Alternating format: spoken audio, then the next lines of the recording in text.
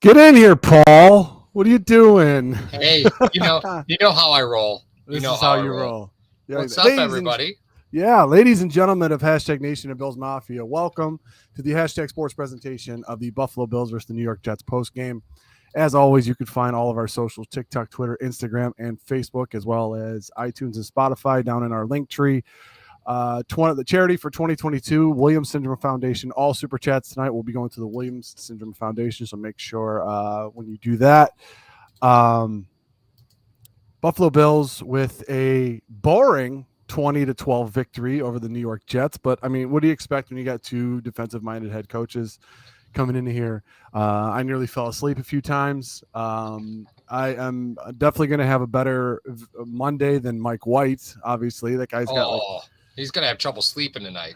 Oh man, he took a couple shots from Milano and Oliver, and then took a couple shots in the locker room, and then came back out and took a couple more shots. But as they mentioned during the broadcast, the Buffalo Bills with their fourth consecutive 10-win season. So kudos to the Buffalo Bills. And McDermott, clap it up. The McDermott clap. And as we must mention, ladies and gentlemen, as we do all the time here, we try to be a little bit analytical. The Buffalo Bills are the first team to 7 wins in the conference, raising their record to 7-2 in the conference and 2-2 in their division, which we know. I mean, we talk about it a lot here, guys. It's the most important numbers that they have, other than your overall record, is your conference and your division record. So, obviously, a lot of Buffalo Bills fans will be glued to the 8:20 game between the Chargers and the Dolphins. I'm really excited to see that game. Just to follow Emmanuel Acho on Twitter the whole time. You just love to hate Emmanuel Acho. You will go and dig through tweets of his from like 2017. That was actually presented to me. I never search. I don't have time to search, Paul. I found that whole Baker Mayfield thing was something that I found, and it was freaking amazing. But from Elam to White to Tre'Davious White to Matt Milano, Tremaine Edmonds coming back, Poyer, Partridge in a Pear Tree. We're going to cover it all on tonight's episode, ladies and gentlemen. And if you're listening to it on iTunes and Spotify the next day, hopefully you're having a great victory Monday while you're listening to this. So, Paul. Weird day, right? Dawson Knox, Buffalo Bills leading receiver. What year is this? Did you pull Jumanji on me again? Well, it was a weird game, right? Like, just top to bottom, 10 consecutive punts. 10 consecutive punts. That's crazy town. And the beginning of the game, it was clear that, Buffalo's script was not built to the weather. Pressure was a problem. But let's call it out. That Jets defensive line played pretty damn good today. Right? Constant pressure on Josh, but their defensive line coach, former Buffalo Bills defensive line coach. So if anybody had the book, it was these guys, right? Your toughest defensive line matchup for the rest of the season was probably going to be this game. And the Jets put pressure on Josh all day, and you could tell Josh was just simply not comfortable throwing the football because it was, it was kind of spraying all over the place, right? Weather's a problem, and that's the problem with this Bills offense, since they love to put the ball in the air. If it's wet like that is not conducive to being able to put the ball, all over the field. No, and I the script for both teams, it seemed like there was a lot of familiarity going on between these two teams. Obviously, like I said at the onset, two defensive-minded head coaches coming into this game. With the weather being the way it is, they want to be a little bit more conservative. And, people want to talk about, the stat guys are going to be out in full force, ladies and gentlemen. That's going to happen. But a stat that you want to really pay attention to, Buffalo Bills have won their last 4 games. They've only turned the ball over twice in those 4 games. I mean, that was one of the biggest knocks going on Josh Allen with, and people talk about it on Twitter all the time. He can't be an MVP candidate because they he's leading the league in interceptions. I'm like, what's their record again? Right. Like, even though wins are not technically a quarterback stat, he is leading his team to victory. You don't have to have eye-popping and gaudy stats. A win is a win. Like, literally, like even John Paul puts it in the chat. He said, a win is a win. No complaints from me. 100%. So, well, still some red flags. I want to talk about it early. The chat's lighting up with it. Mario, Isaiah McKenzie today. I'm done. Yeah, after the first one, because Josh had what, 5 consecutive incompletions. McKenzie had that first down, just couldn't wrangle it in. I was like, yeah, I'm ready to be over the Isaiah McKenzie thing. I was ready last year, but I am definitively ready to just move on. I understand that slot receiver position is a little bit of a problem for Buffalo, right? Because you got McKenzie there, you've got Shakir's still learning. I think Shakir only had 1 target today.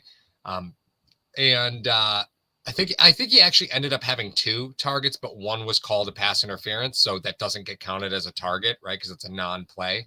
I think he ultimately had 2 targets today, but this is why I just keep waiting for Jamison Crowder to come back, right? I'm like, come on. And maybe Buffalo is just taking their sweet time with him because they know that he's going to change the complexity of this offense, and it's just better to wait. Yeah, I agree. I think they had plans for Crowder coming in here as far as, the experience that he brings to the position and things that he could develop with Josh. Obviously, that chemistry is going to be a little bit pushed back with some of the things. And people were getting mad in the preseason because Crowder had a few drops here and there, obviously. I mean, that's going to happen. But the timing of the drops that happen with McKenzie, as you mentioned, is just – I'm ready. Well, first of all, we have to figure out how far is Shakir behind and how far progress has Crowder made to try to come back. I mean, someone else put in the chat, does this issue with drops push us further toward OBJ? I think there was a tweet out or somebody was talking about, there was information that OBJ might not even play till 2023 now. That came out of Dallas. Yeah, Dallas was concerned that he isn't even going to be ready. And then if I'm remembering correctly, I thought that OBJ, and I did not verify this. However, I thought I heard OBJ make a comment about coming back to play in games now doesn't make sense for him, right? Because he wants to play football in January, not December. Yeah. So, and that does sound like something OBJ would say. And I think that, the player being, the player that he is one thing. But I still continue to struggle to believe that, this team would acclimate to OBJ in the locker room. As far as I saw a question in there asking about when Crowder could come back. Crowder was quoted as saying a lot of it is really about his comfort level coming back. Yes. And how well he's feeling and how rehab is gone. But Crowder upgraded to running on the anti-gravity treadmill with aim at jogging on the field in about 2 weeks. And that was that was last week. So he should start actually jogging a week from now. And again, you start looking at it and saying, okay, so we're looking at probably week 17 optimistic return, right? Yeah, right. That's optimistic. Yeah, but I mean, that's what it is. That's what it is. You need something else in this offense. I think we've seen it over the past couple of seasons where late in the season, midway, to avoid the plateau part of it. I think that's what we're in right now, obviously. I mean, it's funny talking about a 10-win team, 10-3. Due to the score that the San Francisco 49ers had on the Bucs, the Buffalo Bills are the second in scoring for team defense. So now they're right behind. Let me see here. They're right behind San Francisco. San Francisco's at 190. The Bills are at 221. So I mean, you're talking about a team that, is everyone talks about the offense and the juggernaut and Allen and all this other stuff. This team really is their defense. The pulse is their defense. So that is one of the things that I am always really concerned about. And what happens? I never heard anything about Von Miller today because this defense was able to generate pressure on a guy that threw for 300 yards the previous two weeks. Well, and I think that's something really important to call out, Mario, because people say, "Oh, it was just Mike White."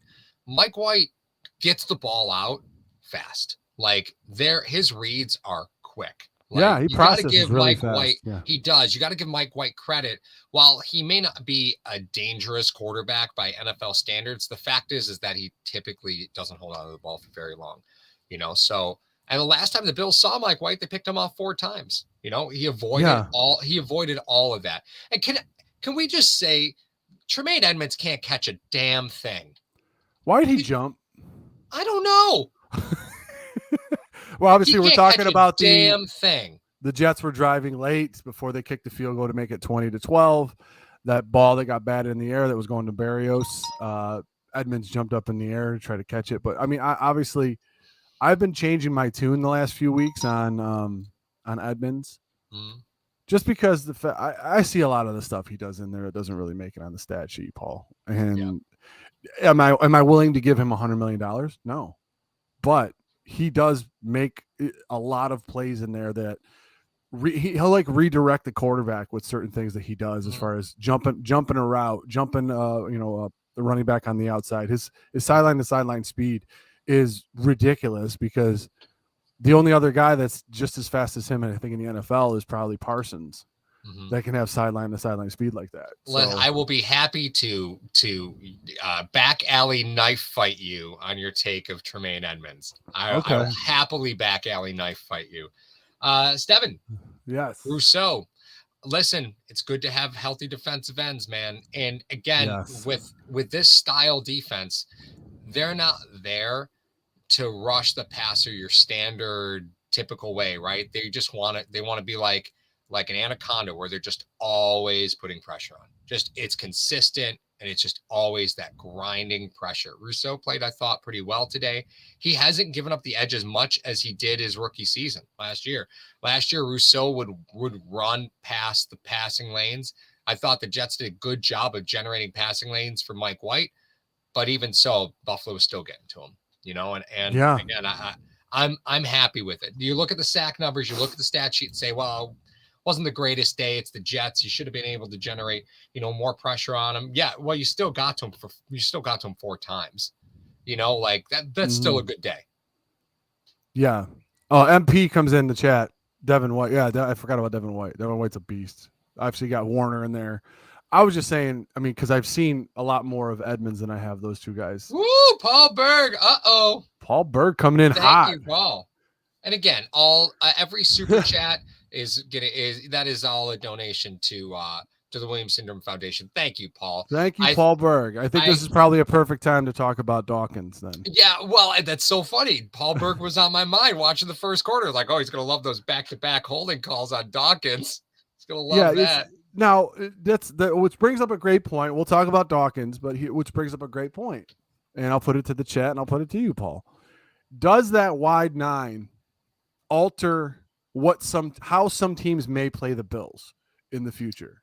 Because Allen had 10 carries today for 40-some yards. He ran the ball a lot more than he usually does. Yeah. He was held to under 200 yards passing. Yep. If you say to yourself, hey, we're going to let Allen run for 50 yards and throw for under 200, we have a really good shot at beating the Bills. Sure. Yeah. Do you think the wide 9 might be implemented by some more teams as they may face them?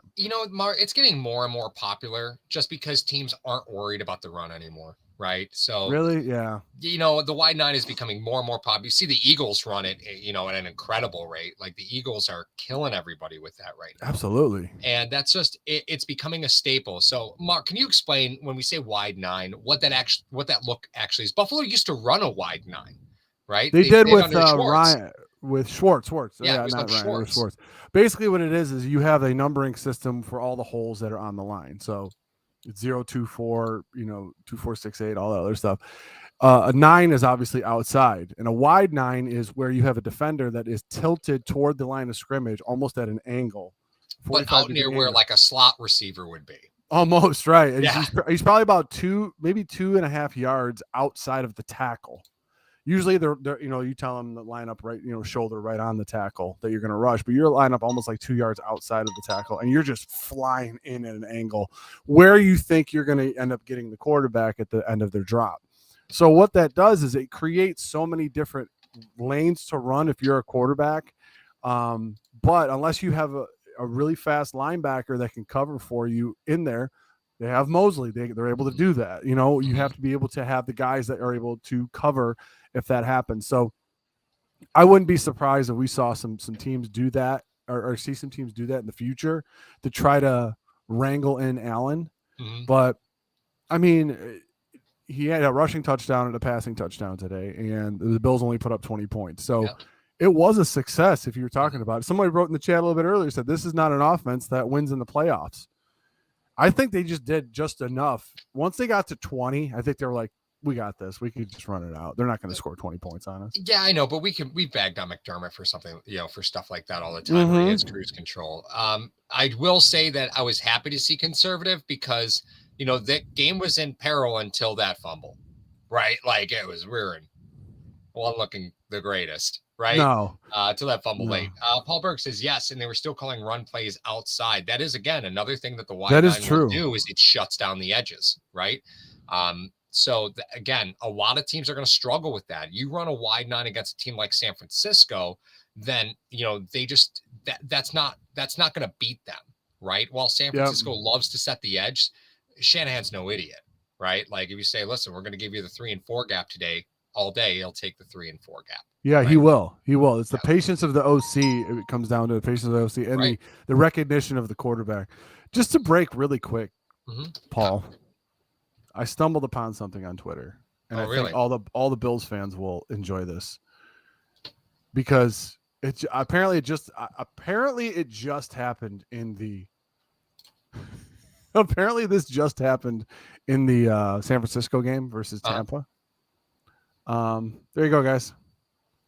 Hey, It was by Bills by Bryce, certified OBJ truther. Says someone's had enough of Brady. That is unbelievably amazing. I love that. That's gonna be my screensaver. I love it. That's hysterical. Did you hear McDermott's sideline conversation like after the first quarter? You know how they always have to do those, the coaches. Why do they have the guys do that? I don't know. I'm not the biggest fan, right? But we know McDermott's the master of the non-answer. So like, what kind of, what's the weather doing to the game? Well, we're just out of rhythm. So not answering the question. Okay, well, what do you have to do? What do you have to do in the second half? We just have to execute plays, control the line of scrimmage. Like, thanks, Sean. Yeah, you're not. What's he gonna do? Do you think he's gonna just bash a player or tell you what he's gonna do? He's like, well, know, and he was right. He was 100% right. The fact that they did not have a rhythm. I mean, neither team can get in a rhythm, and it was like the script that each offense had for the other team. It wasn't gonna work, and then so they started throwing different looks and different things in there, and I think. And I you guys probably saw this, and Romo even alluded to it during the game. When they had that quick screen out to Diggs, and James Cook whiffed on the block. I don't know if you guys remember that play. And then Diggs just immediately goes like this. Bring him in. Nope. Yep. The level of frustration that I think he had at that point in the game, because he was pissed off the entire game, not getting the ball, because he broke open a couple times. That pass interference or that hold that was on Shakir, he broke open at the end of that route. If Allen would have held on to another half a second and threw it deep, he had a touchdown. Yeah. But I think that he was, because Romo even said, it's 3rd down and Diggs isn't out there. Yeah, because he took himself off the field because he was pissed. I worry that that's going to come up again if he doesn't get the ball. I mean, a light day for him, right? Like ultimately a light day for Diggs. What do you end up with? 5 targets, 3 receptions, 37 yards, but a long of 32. Yeah, he had that one long, like it was good, but right. Well, Joshua's coming off things really fast today, right? So I saw T. Dobbs mention it before. Cook sat in the middle, and that's, again, just talked about the wide 9, right? What that does is it does leave a ton of gaps in the hashes, right? Like it leaves, unless you have super athletic linebackers that could cover like Edmonds, right? Things at the hashes are, there's a lot of business to be had in the hashes against a wide 9, right? So Cook would run around and then just sit there, and Allen would just move off of him quick. Like Allen again, Singletary had a couple drops today. It was a tough game for the offense, top to bottom. Yes, I know they won. Yes, I know they scored 20 points, but the Jets had them by almost 10 minutes in time of possession. They did. Again, you mentioned it earlier, Mark, to hearken to the point, have Allen run for under 75 yards, have him throw for less than 200 and win the time of possession battle. You're a fumble away from almost winning that football game, right? You are. That's just that the Jets came in and and did a great job in that second half. Yeah. I mean, yeah, with some of the things that are going on with this offense as far as the rhythm goes, the offensive coordinator has to read the field, read the offense, see what's going on. A lot of those longer developing routes in the weather what it was today are not going to be suitable. It's really going to be tougher. And you know what they always say? Oh, nobody wants to play in Buffalo this time of year. The freaking Buffalo Bills don't even want to play in Buffalo this time of year. Nope. You know how many guys are on this team that are from Florida, Texas, LSU, California? Like, it's ridiculous. Like, everyone wants to say, oh, yeah, right. Yeah. It's not like the Buffalo Bills team was literally raised in Buffalo and playing in this weather all their life. Right. And it was like, it's the certain things that happen, like Hamlin, punches the ball out and Milano picks it up, right? Yep. You get a nice turnover. The offense goes -5 yards after that. Like, what are you doing? What are you trying to do? I understand like the play action to Knox. Mm-hmm. You're pegged for you're going to run the ball 3 times and punt it because try to run the clock out. I understand that. Yeah. You try to do something to end the game now. I can understand the aggressiveness, but I think Allen waited too long to give Knox the ball. Number one, I agree. Number two, Knox, and you guys will see this a lot when you're in traffic. A lot of times you have to cradle the ball like this. You have to have your hands down like this, and you got to cradle it against your body so it doesn't get knocked out. Knox was like this, trying to catch that ball, and that's why Mosley was able to knock it out. That's right. You got to know when you're in traffic, sometimes you don't catch the ball with your hands. You catch it with your body and cradle it. Mm-hmm. You do the Zay Jones. So my point being is that I don't really fault the call. I fault the execution on that one. Right. So that's on Knox and Allen. But like, do something when your defense turns the ball over for you. Well, and the reason why that play looked like it might come back to bite you is because, you leave the Jets with timeouts after that possession, right? Like they had 3 timeouts going into that possession, and they left with timeouts going into that possession. Yes. Out of that possession. So that's not ideal, right? No. I will say, Rick Rarick, the fake snap, Knox was so thrilled to hard count CJ Mosley. Like, that is a career highlight that Dawson Knox hard counted CJ Mosley. But that Bobby Boucher jumped over the pile. That play is an interesting one to put on film, isn't it? We haven't seen Buffalo do any trickery like that all season, and then you put that on film. Isn't that interesting? I think that's very interesting that the spin-offs that they're going to have from that. Number one. Number two, like the play I just talked about, you unleash that. Yeah. Too. You're like, oh, is Knox going to leak out in somewhere? Now you're going to have a guy that just runs off the edge and kills Allen. Yeah. You know what I mean? So that's right. Well, and Dawkins, Dawkins coming off injury, obviously not looking great. Spencer Brown has again really struggled with those.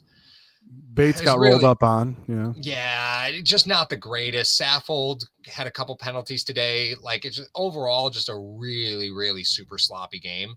And a game that you expected them to be a bit more prepared for given the time that they had, right? Yeah. Had time to prepare for this game versus the last couple. So, don't love it. And now you got Miami on Saturday, right? Well, and Miami's that's what I think. You can handle there.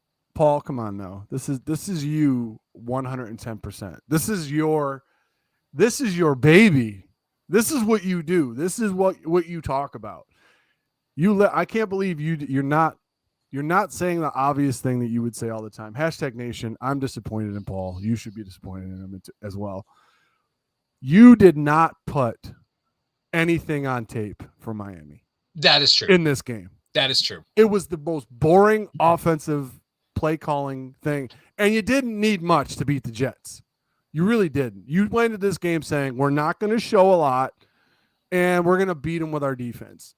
That's what we're going to do, and you did. It was problematic to watch the first half of this game because it just looked like Dorsey and Allen were just going to fight the weather.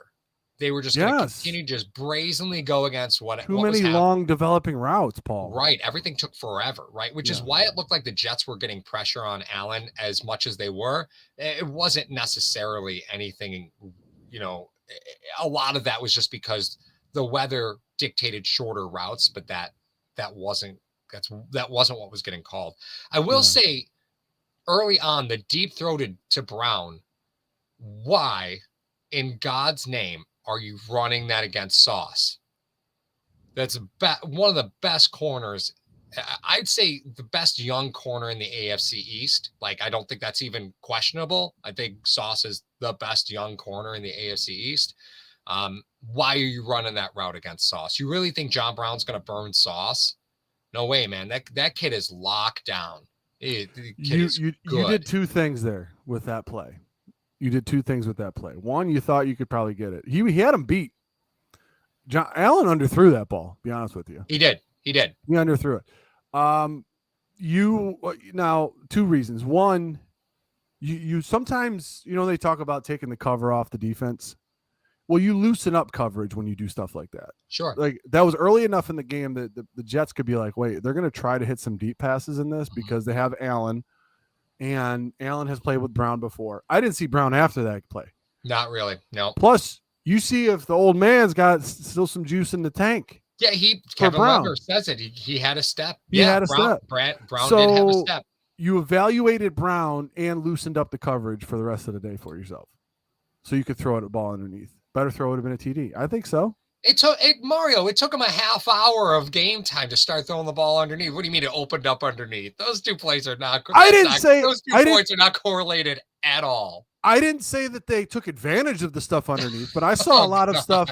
I saw a lot of open receivers underneath that Josh did not see. Because he got off the reads too quick. Yeah, he wasn't. He was looking deep. Yeah. Underneath. Yeah. Can we talk about? First of all, we're going to talk about Elam. I want to talk about Elam being active but not playing. Yep. Can the Bills get off the field when they have a 3rd and long, please? I mean, the Jets were. What were the Jets today? Let me look at this. On 3rd down. Oh yeah, they put up. I mean, they had a couple. 8 for 17. They were 8 for 17. I want to say at least.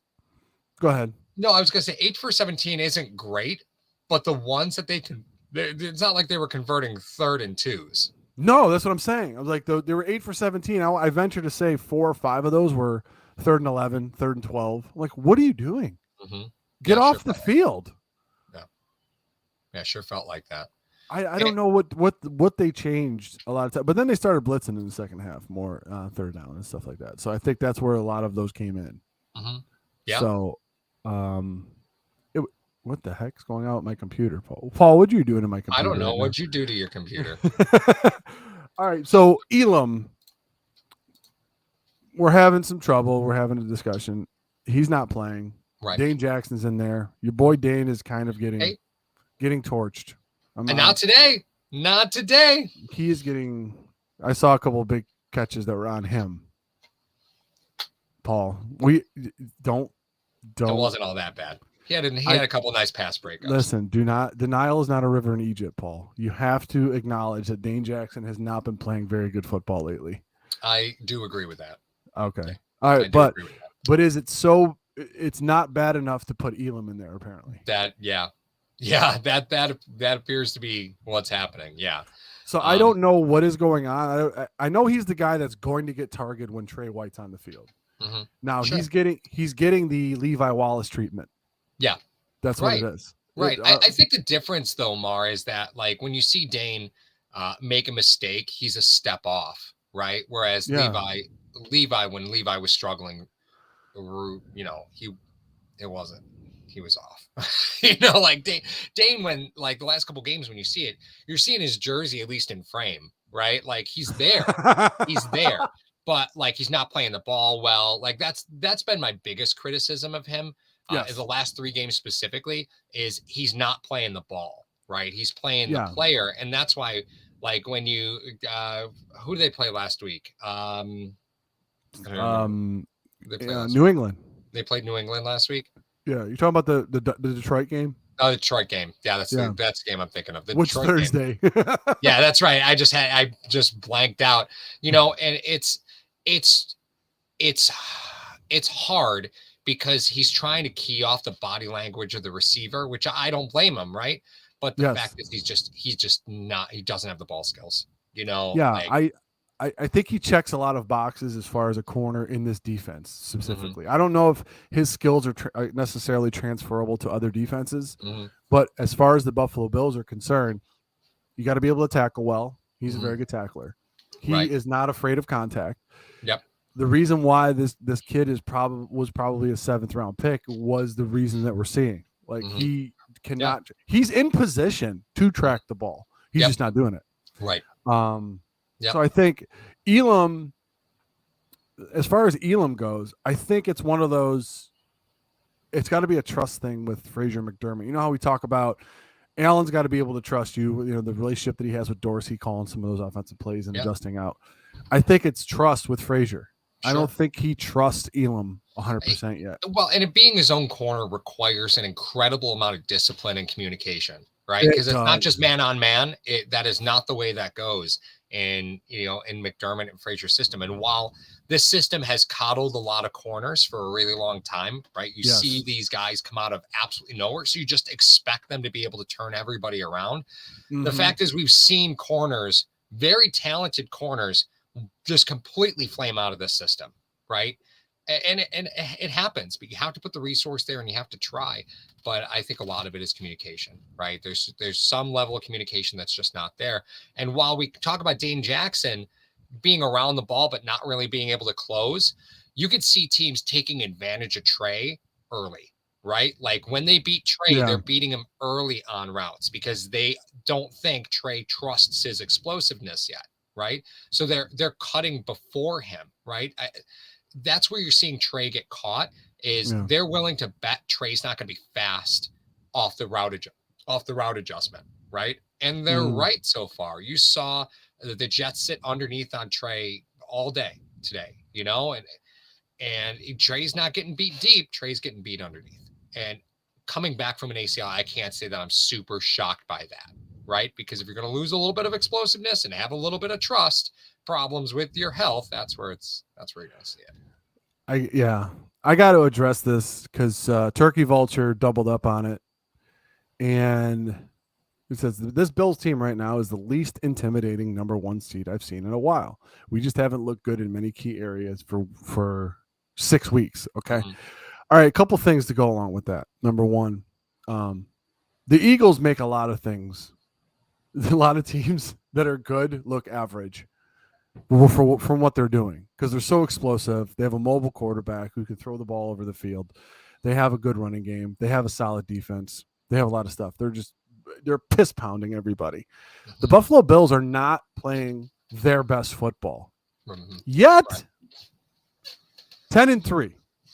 It does make you wonder though, right? Because like college football back a few years ago when you would get points for how poorly, how badly you beat the pants off of Troy State. You're like, oh, well, they only beat Troy by 58. Back when that mattered.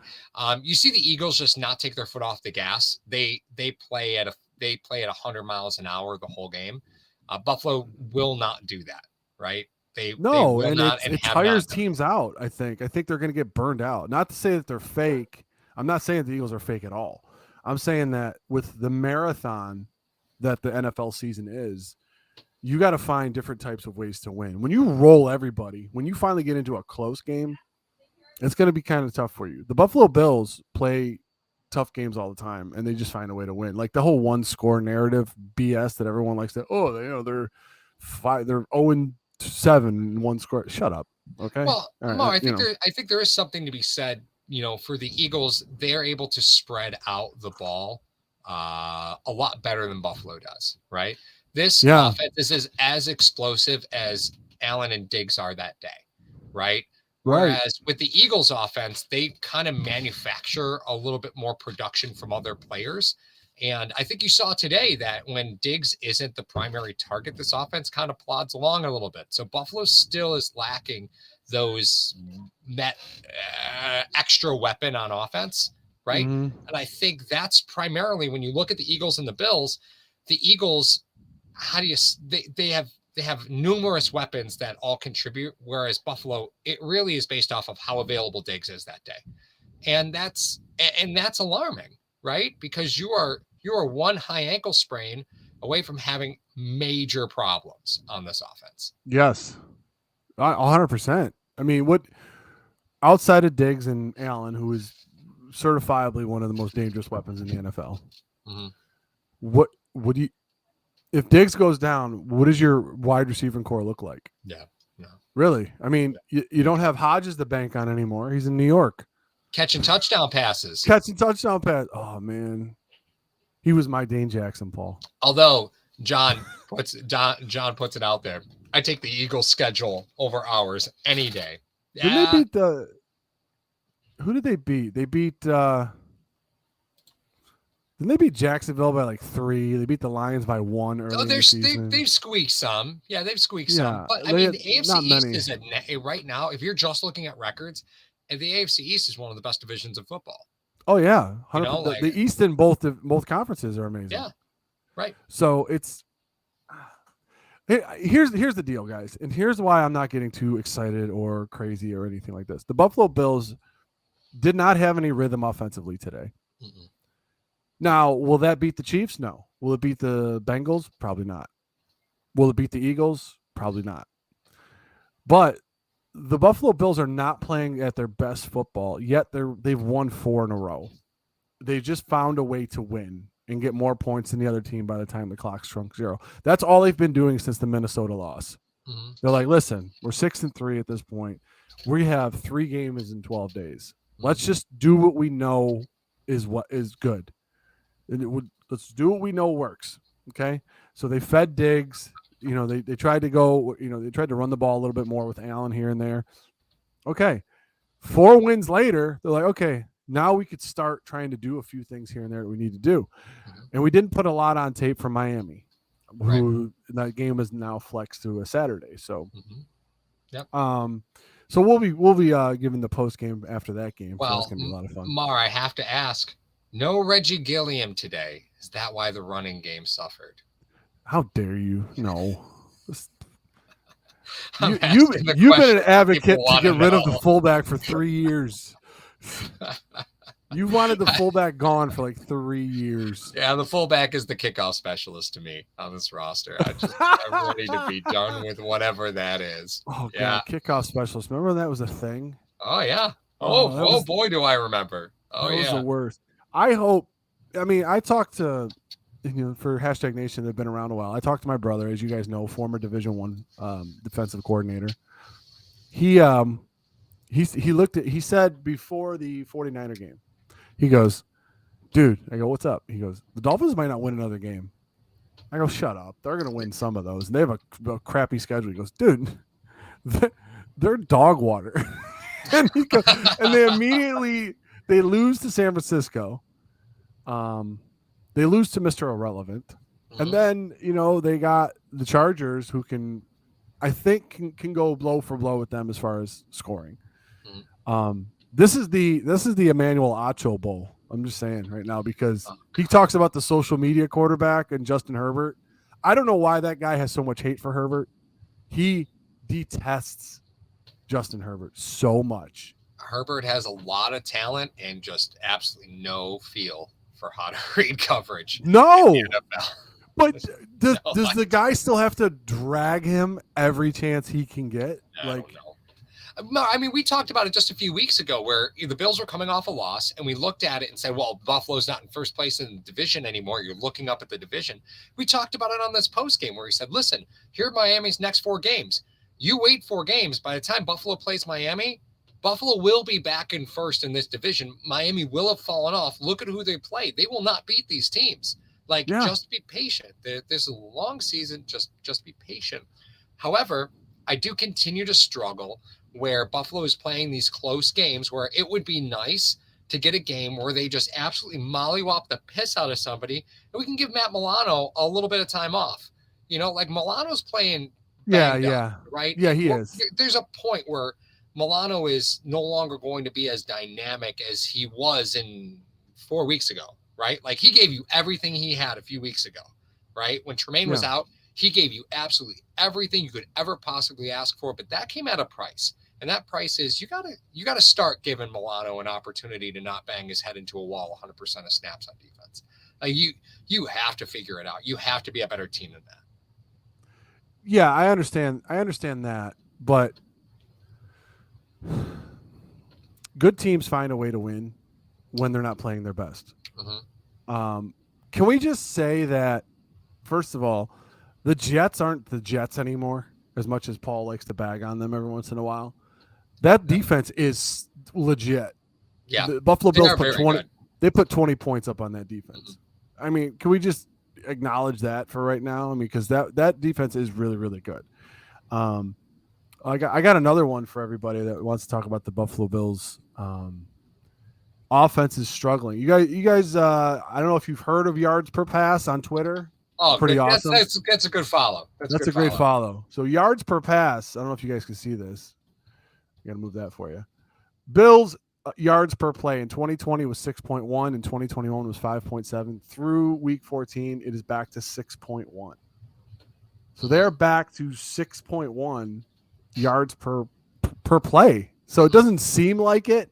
They may not be running as many plays as they used to, but it doesn't seem the same. You know what I mean? Like everyone expected this juggernaut after like the first 4 or 5 games. If the Buffalo Bills would have blown out every team that they played so far, and I would be worried that because the one thing that I have the biggest knock that I've had on this team for the longest time has been McDermott's management in key situations. It bothers me sometimes some of the things that he does that are very conflicting when it comes to situational football. It worries me. Yeah. So having more experience like this more and more is good to have these type of games. So you're playing a chess match. Josh Allen, and this is an interesting stat. So Josh Allen, the most games with a pass and rush TD since 2018, right? I'm going to give you the top 4, and I want you to tell me how many each of these guys have. I'll give you Allen. Allen is number 1. Allen has had, since 2018, 24 games with a passing and rushing touchdown. It's an incredible number, right? 24 games passing and rushing. Wow. Yeah, 24 games with a passing and rushing TD since 2018. The top 3, in no order, because I don't want to give it away, the top 3 are Lamar Jackson. I guess that's not a surprise, right? No. Ryan Tannehill and Kyler Murray. Wow. Okay?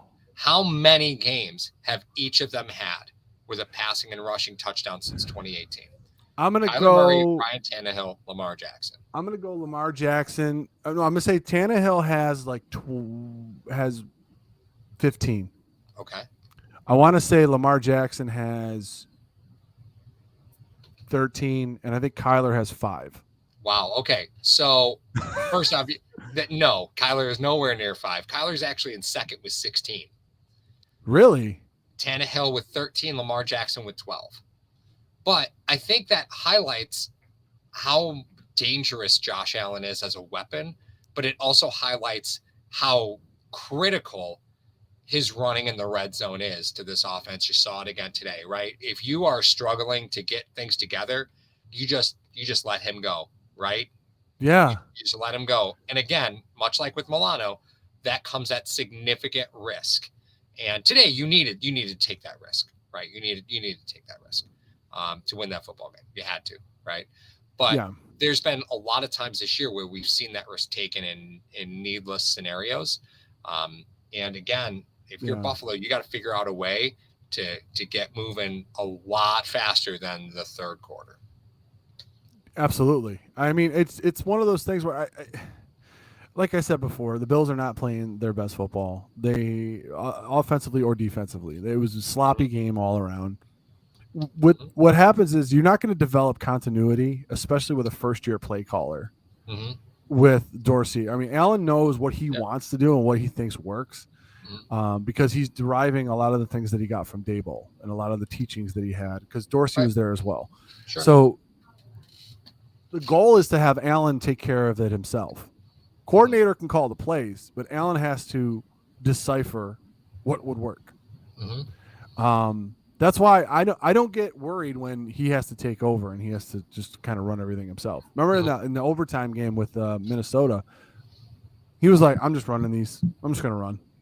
I'm not going to try to throw these." And that's when he's able to take over the game. Good things happen, and more that he is acclimated to what Dorsey wants and acclimated to the feel of the game, he'll do that a lot better. So. today was an example of the two of them just simply not being in sync that first half. They just. No, but the Jets have a good defense, though, Paul. They have a really good defense. There were some errant. The first 3 possessions, Allen had some pretty errant throws, right? Oh yeah. Oh, there was the one to Diggs over the middle was the first pass of the game. I was like, how did he miss that? Right. Well, and then he throws another one to Davis. Davis runs either the wrong route or Allen made the wrong read, right? Because he threw it behind him. Threw him like a mile behind him. The one that was out of bounds, third pass that was incomplete. He threw it into the stratosphere, right? So it's been really, really tough to watch this offense move the ball through the air early in games the last couple of weeks. You can't have that, right? You can't have that. You got to read the room a little bit better. And they were willing to stick to their script, and the script was really problematic at the beginning of today's game. And, you're not going to be able to depend on your defense to stuff the opponent 5 times, right? Like it's right. Praise be the defense, because your Buffalo Bills punted the ball 5 consecutive times. You do not win football games where you punt the ball 5 consecutive times. The Bills were lucky to be walking away from that still 0-0. They were. Now, don't get me wrong. Sam Martin was an animal today, an animal, but you can't depend on that. No, his running up before he punts it worries me, and it worried me today. The fact that it got blocked. It was lucky it wasn't recovered for a touchdown in there. Yep. But I think you see a team in the Jets where it seems like the 2018 Bills. They have a very good, tough defense. They're trying to figure it out offensively because they have some weapons there. They're kind of just all thrown together. They don't have a Josh Allen though. They have Mike White, who was drafted in the same draft as Allen, who's probably one of the toughest quarterbacks in the NFL after what I saw. So, they'll figure it out. Well, it's a big difference what they're asking Mike White to do versus what Josh Allen gets asked to do. Like, let's just be serious about that for a minute. What the Jets were doing that I haven't seen in a really long time. Typically you see it with college quarterbacks. Was all the pre-snap motion. They had different reads. So you kept seeing them check. They weren't check. Like when Buffalo checks, a lot of times they're checking to a run play, right? That's just kind of the standard. Because you just assume Buffalo's going to pass the ball. Often when you see them check, they often are checking to a run play.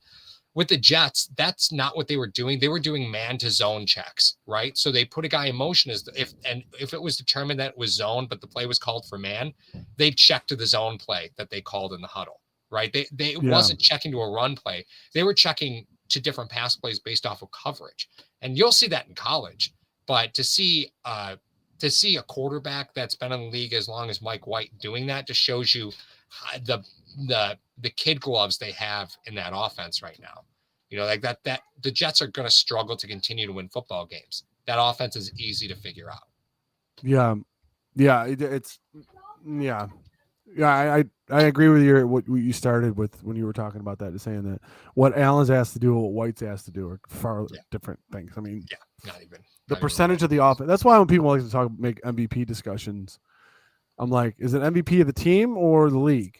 Because you could take certain players off of certain teams that people want to say are MVPs, and the team could still suffice.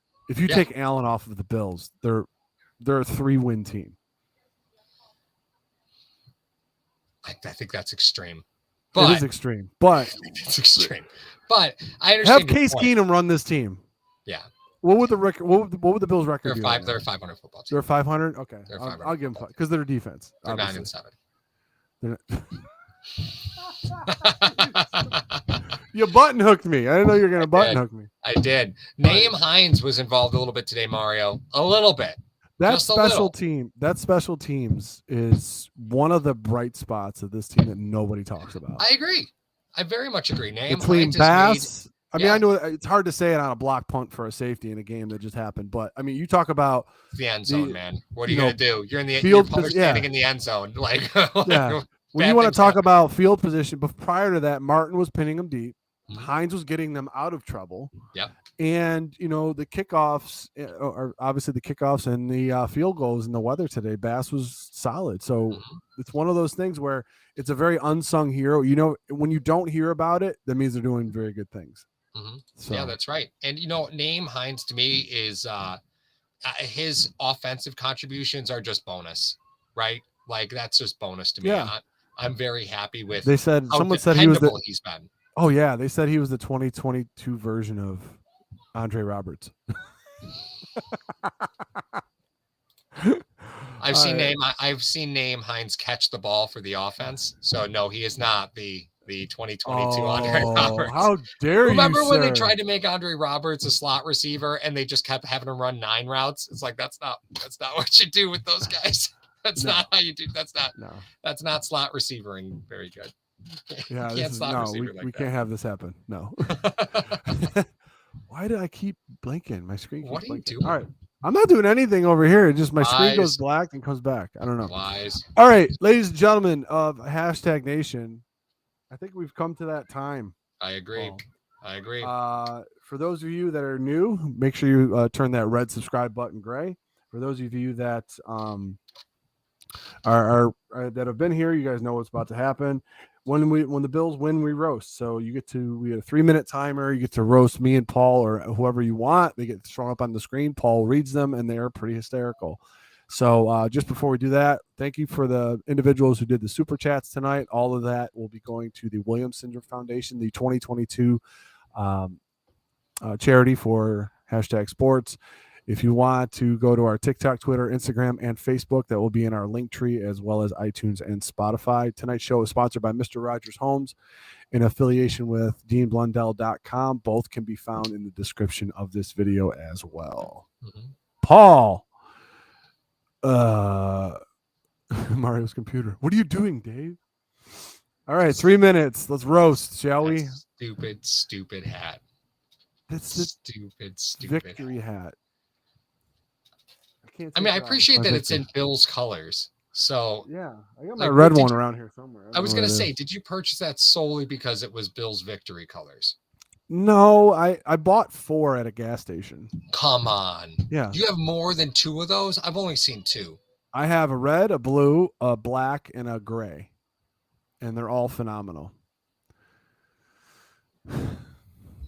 None of this is winning, Mario. What's that? No? Oh, my God. Not like that? Oh, my God. Oh, Guard says, Mario, can you give Paul a victory hat for Christmas? Listen, if I do that, if I go out in public, people will just throw change at me as I walk down the street. So Paul has some very interesting hats. He has like your normal, he's a Yankees fan, so he's Yankees hats. He's got a Bisons one on right now. He's got a Bills one. But there are some where he wears a hat. I'm like, what team is that? And it's like some obscure team from a sitcom or something like that. Oh yeah, I love stuff like that. As the owner of a He Hate Me jersey, as a He Hate Me jersey owner, I love that so much. That jersey's amazing. That is I know. I wasn't saying. Keeps my ears warm. Yeah, Paul. I love to shop, but I will never buy your bull. A stupid, sexy victory hat. Stupid, sexy victory hat. 100%. Can the next super chat charity be for a new hat from Mario? I'm getting roasted over here. Jordan's always so positive. Oh, hey, Jordan's been able to keep this YouTube handle for longer than 12 months. Remember, there was a time where Jordan kept having to change YouTube handles because for some reason he kept getting locked out of his Google account. So he kept having to restart his account. So there was always a new Jordan. We're like, must be the same guy. I don't know. It's me again, guys. That's right.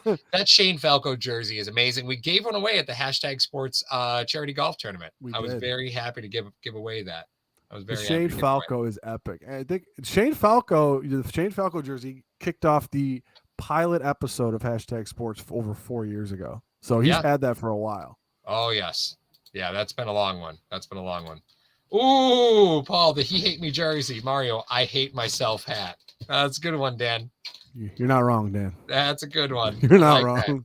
I like that. The man does not lie. Oh, yeah, that's true. Hey, Josh Allen does have miles and miles of heart. Sounds like Falco. That's right. Is it? Yeah, he remembered. Paul likes to say he doesn't have a good memory, but he remembers everything. He really does. That is except totally for what I tell not him. True. That is, and my wife. There's like the key people in my life. I just like to enjoy the interactions, and I just know. August 12th, 2012, Paul. Come on, it'll live in infamy. What happened then? Oh my God, that's when we met. Is that we met? Yep. Yeah, Paul uses a light ring. I do have a light ring. Mario's one too.